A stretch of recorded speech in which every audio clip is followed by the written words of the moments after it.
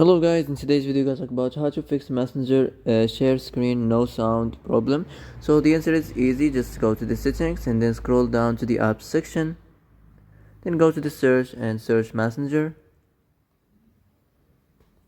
then go to the storage and here you will find this clear cache option. Click on it. Now you can go check it if it worked. If it didn't, you can try to restart your phone or maybe turn on the airplane mode or the Bluetooth mode.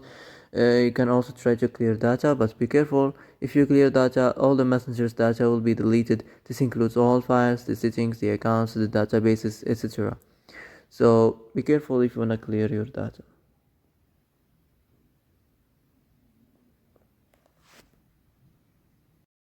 So that's it for today's video. I hope this is the answer you've been looking for.